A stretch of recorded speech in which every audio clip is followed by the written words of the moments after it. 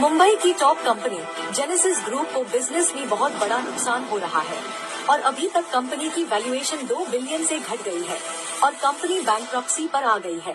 हाँ जी।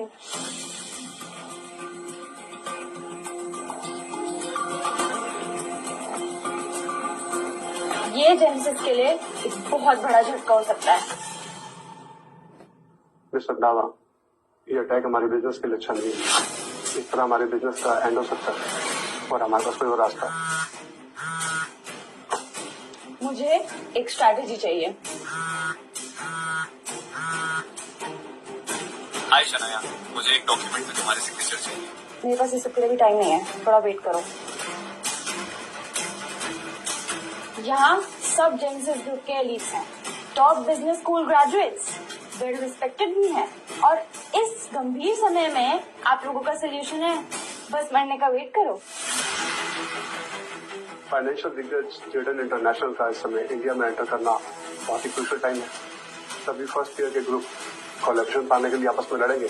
Genesis group सबसे आगे है और इसलिए हमें 3 ग्रुप का सामना भी करना पड़ेगा। शायद इस बार हम ना बच पाए, हमारे पास कोई उम्मीद नहीं है। क्या मिस शनाया रंधावा यही?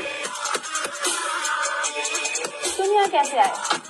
मैंने कहा था ना मेरे पास इस सब के लिए टाइम नहीं है।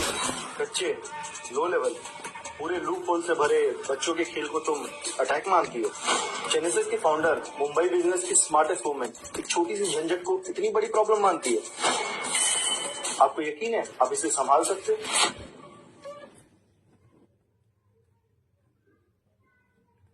तुम्हारी हिम्मत कैसे हुई और तुमको ये हक किसने दिया कि तुम जेनेसिस की इतनी इंपॉर्टेंट मीटिंग में घुस के बदतमीजी करो? इसे बदतमीजी नहीं कहते, मैं सिर्फ फैक्ट्स बता रहा हूँ। मेरे पास टाइम कम है, मुझे एक अर्जेंट डिलीवरी करने जाना है। अब मेरी बात ध्यान से सुनो। प्रोजेक्ट 3 तुम्हारा सबसे लंबा चलने वाला प्रोजेक्ट है, उसे तुरंत बंद करो। और प्रोजेक्ट 7 जिसे काफी टाइम से तुम सबने इग्नोर कर रखा है, उस पर अपनी सारी रिसोर्सेज लगा दो। फिर तुम्हारे सारे प्रॉब्लम्स इजीली सॉल्व हो जाएंगे। नॉनसेंस।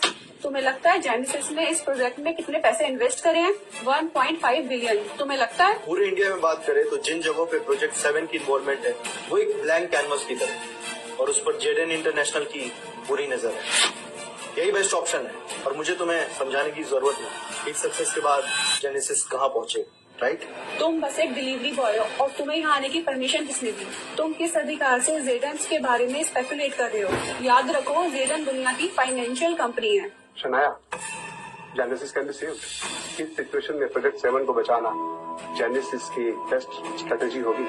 अगर इसमें कामयाब हो गए तो जेडन इंटरनेशनल इंटरेस्टेड हो या ना हो, पर जेनेसिस ऊपर आ सकता है। शायद हम पहले से भी ज्यादा सक्सेस पाके हम बिजनेस के एजेंट बन सकते हैं। यही सही है। तुम हो कौन? बस एक डिलीवरी बॉय, और ये रही आपकी delivery.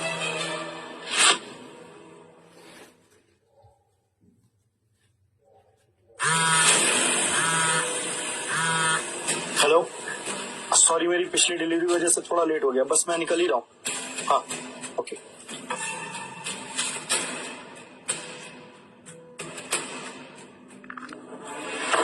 Head of security Harsh Patel. Yes ma'am. वो अंदर घुसा कैसे?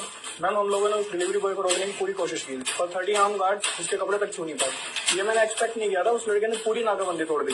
ये लड़का राक्षस है। शनाया, उस लड़के के बैकग्राउंड के बारे में हमें पता है। वो सिर्फ एक डिलीवरी बॉय है।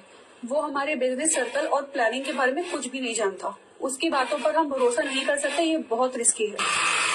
शनाया, मुझे जेनेसिस का नोटिस मिला है कि हमारे प्रोजेक्ट 7 में 5 बिलियन इन्वेस्ट करेंगे और जेनेसिस इंडिया की पहली ऐसी कंपनी होगी जिसे जेडन से फंडिंग मिलेगी।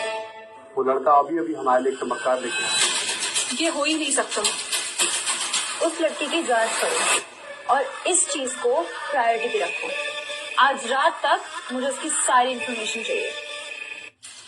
सर रुकिए प्लीज। ये क्या कर रहे हो?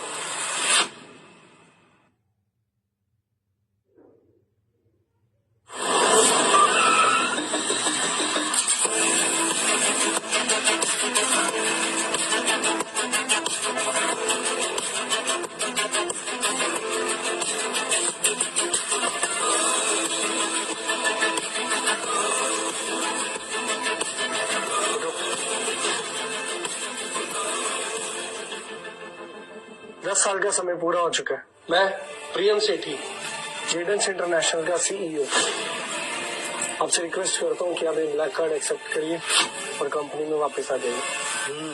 क्लाउड स्पैरो पैटर्न पूरे 10 साल बाद। यस सर, जेडेंस इंटरनेशनल ने मुंबई में वैसे एंटर किया है जैसे प्रॉमिस किया, और राव फैमिली से आदेश आया है कि वो 7 दिन में मुंबई एंटर करेंगे, और उन्होंने मुंबई के मेहता को आदेश दिया है कि वो आलिशान डिनर होस्ट करेंगे ताकि आपकी पहचान जेडेंस के हेड और राव फैमिली के तीसरे बेटे के रूप में सबके सामने अनाउंस हो सके। जेडेंस के पार्टनर के रूप में प्रिया के लिए जगह चाहिए। और सर, मैंने जेडेंस के PIC को आदेश दिया कि वो मिस प्रिया आपकी वाइफ, उनको 10 बिलियन का ऑर्डर भेजे। अगर ये बात है तो ये न्यूज फैलाओ। सर, पिछले 5 सालों में आपकी मदद से ओबरॉय फैमिली गिरते हुए खानदान से टॉप क्लास फैमिली तक पहुंची है। लेकिन ओबरॉय की फाउंडेशन कमजोर है, वो अपर क्लास में पहचाने नहीं जाते। आज रात हम मुंबई के जाने माने लोगों को मिस्टर ओबरॉय के बर्थडे पार्टी पर इनवाइट करें ताकि वो अपनी रेपुटेशन को इनहेंस कर सके। सर, ऐसा लगता है ओबरॉय अपने आप को ओवर एस्टिमेट कर रहा है। और सर, अगर आपकी मदद ना होती तो इस बर्थडे पार्टी में कुछ ही लोग शामिल होते।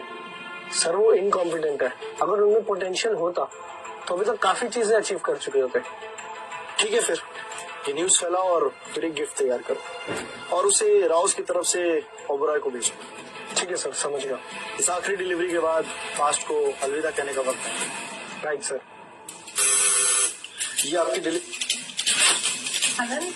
डिलीवरी आ गई क्या?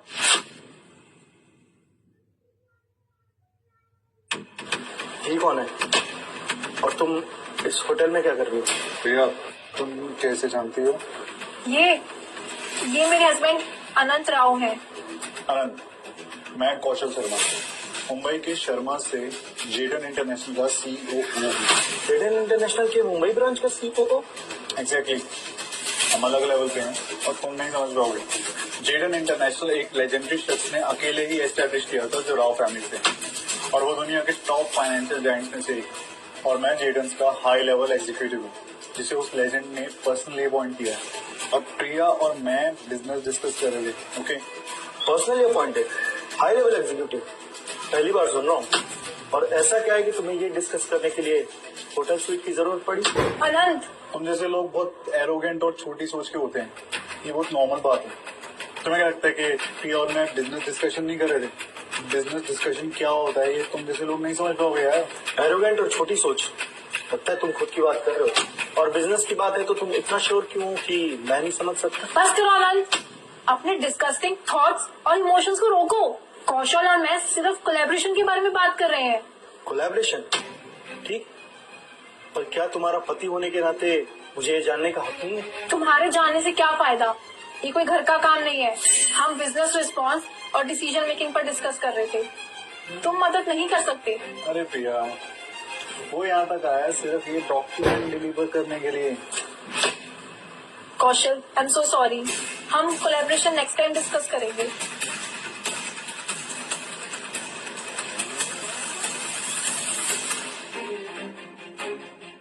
मैंने तुमसे पहले ही बोला है कि मैं तुम्हारी किसी प्रॉब्लम में मदद कर सकता हूँ। प्लीज भरोसा करो मेरा प्रिया। तुम पे करूँ भरोसा? हाल देखो अपना। कैसे करूँ भरोसा? लेकिन मैं ये नहीं कहती कि तुम कौशल जैसे बन जाओ, एक हाई लेवल एग्जीक्यूटिव जिसे एक लेजेंड ने अपॉइंट किया है। मैं ये भी तुमसे एक्सपेक्ट नहीं करती हूँ कि तुम मेरी मदद करो।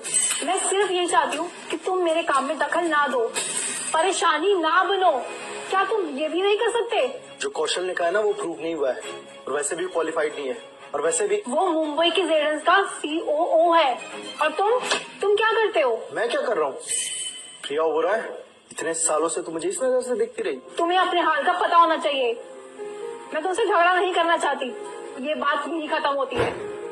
आज वैसे भी दादाजी की बर्थडे पार्टी है और ये फैमिली के लिए बहुत इम्पोर्टेंट है। मैं तुम्हें अभी बता देती हूँ, अपना एरोगेंस और इमोशंस पार्टी में मत लेके आना, वरना हम सबकी बेइज्जती हो जाएगी। बेइज्जती? लेकिन मैं तो आज रात को ओबरॉयज के पार्टी में सरप्राइज देने वाला था। आनंद, मुझे पूरी तरह से डिसअपॉइंट मत करो और मुझे पूरी तरह से उम्मीद छोड़ने पे मजबूर मत करो, ठीक है?